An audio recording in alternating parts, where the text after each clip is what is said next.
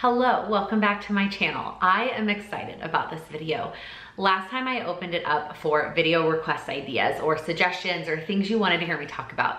I had actually a couple submissions that made me laugh that were like surviving my 20s or like getting through my 20s or things like that. And part of me laughed because sometimes I feel like I still am in my 20s. And I think that's mostly due to the shutdown. Like I celebrated 29 and 30 as part of with strict regulations. Like there was very little celebrating that went on for my 29th and 30th birthdays. So sometimes I forget that I actually did leave my 20s and am now 32.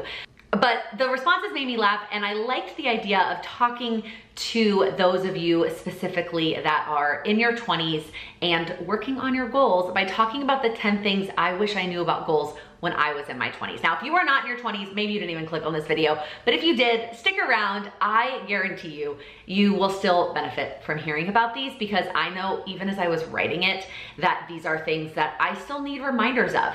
Am I much better about them than I was in my 20s? 100%. Am I perfect? Not even close. Also, these are in no particular order. I tried to arrange them a little bit, but ultimately they're not in any specific order. Number one is I don't have to do it all right now. I always had the mindset in my 20s that if I didn't change everything about everything I didn't like about my life right now, it was gonna be too late.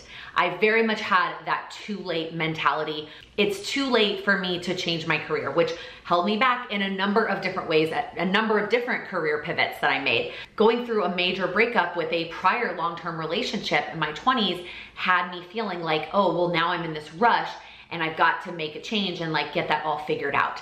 Any habit or goal I wanna have, I've gotta implement it now while I'm in my 20s. Oh, but also I've got to be having all the fun and doing all of the travel, because once I'm older and married and settled down, I'm not gonna be able to do all of those things. And I felt like it took me a long time to realize that I don't have to change everything about my life right now to enjoy the life that I'm living. And that was the most important piece of it. If I still wanna change it, okay, it can still be on my goals list, whether it's this year, next year, or 5 years down the road. But more importantly, I don't have to change it all right now in order to enjoy the life that I'm living. Kind of along those same lines, number two is that I can change my mind. I am allowed to change my mind. Just because there is something that I thought I was set in stone on, and career is obviously the first one that pops into my head, but there were a lot of things about my life that I was like, you could change your mind. Where you live, you can change your mind. What time you go to bed, what time you get up in the morning, who you're friends with, who you're not friends with. You can change your mind about literally anything. I feel like I'm bouncing back and forth in this video between you and I, because obviously a lot of this video is about me and my personal experience. There's gonna be a lot of I, but I want you to know that I'm talking to you. You are allowed to change your mind when it comes to your goals. There are goals that you're gonna set and you're gonna realize for one reason or another, they're not the right goal for you. And you are allowed at any point in your life to change your mind about those goals. I do feel like I'm kind of flowing them together somewhat. Number three is that nobody else gets a say in your goals. The purpose of goals is for you to create a life that you want to live. That means that you and only you get to pick what your goals are. Now, I understand that we're gonna have expectations, right? Whether it's a job or a volunteer event, your children, your parents, your family, there's gonna be other expectations. But you get to pick what your goals are that you focus on outside of those expectations. Nobody else gets a say in those goals. I sometimes struggled and I definitely still have this particular struggle with feeling like I need everybody's opinion. Before I make decisions, I will ask 5 or 6 people for their advice and their suggestions.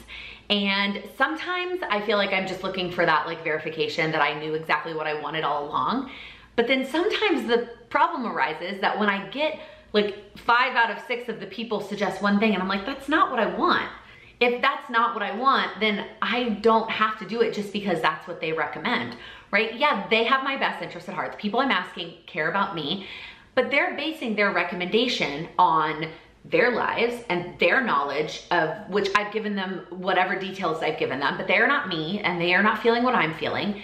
And so ultimately, if that's not what I want, I don't have to set my goals based on what somebody else suggested. And this example is not necessarily people telling me what to make my goals. I'm asking for their advice, but I'm not always feeling pressured now to always take it, is my point. So whether it's advice that you're asking for other people that you're then feeling pressured to take, or you're getting unsolicited advice or goal suggestions from other people, nobody else gets a say in your goals. Number 4, the small steps are going to add up. When you are at the very beginning of that goal starting line, it feels like that 5-minute task is not going to make a difference. It feels like that 1% improvement, that 1 page of a book is not going to make a long-term impact. I thought the same thing and I was wrong. And it took me years and years and years of working on small steps to see them add up and then know that they actually do. And so you've probably been hearing me say it for years too, like the small steps, small progress, do the small steps. And you're like, I don't feel like they will ever add up. I did too. I felt that too. I promise you they will. All right, number 5. This one was definitely way later in my 20s that I learned this. Rest actually makes me more productive. This one actually probably bleeds into my 30s because this one is the most recent, like in the last handful of years, started probably at 29. I used to be very bad at rest, and that is a combination of a lot of different things. My personality types, the city that I lived in, the job that I had, there were a lot of reasons why I was I didn't prioritize rest. But the thing that I wish that I knew is that rest would make me more productive, and that by scheduling and prioritizing rest, I was actually going to get more done in the long run. I don't even have anything else to add. Like that's it. That's the whole story.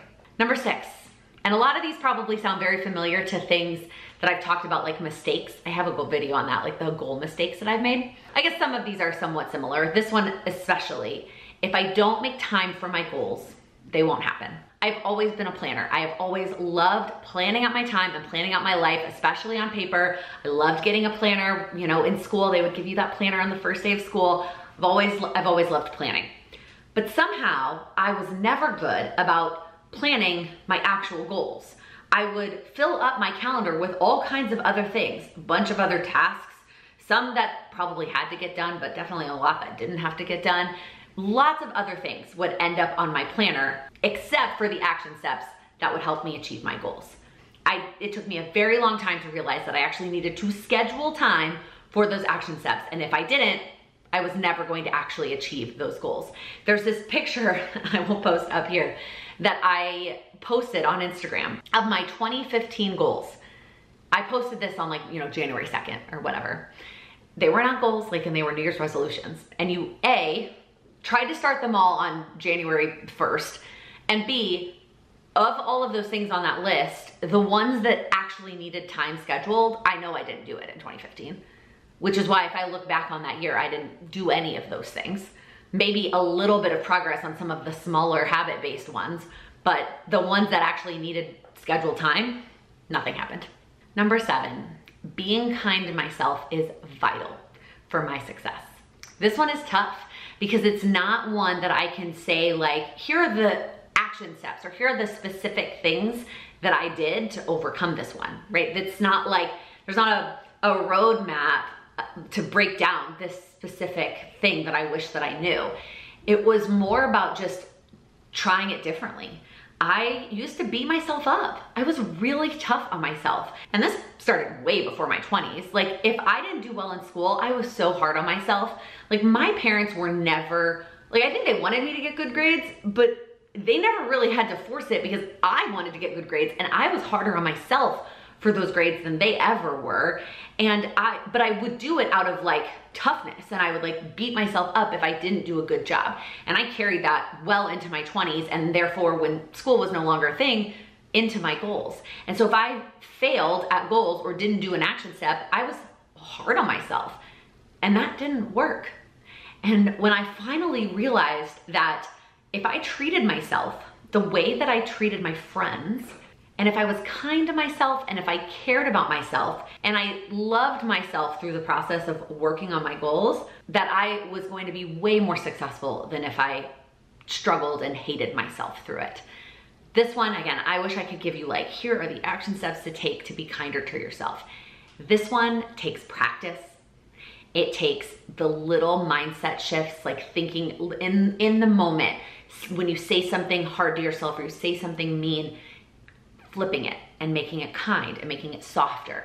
And not only is it better for you like mentally and emotionally, but ultimately it was going to help me achieve my goals, and it took me a long time to learn that. Number 8 is to spend time doing things just because they make me happy. Similar to rest, but it doesn't have to be something that's actually rest. Life is too short. Life is way too short to spend it doing things that I hated all the time.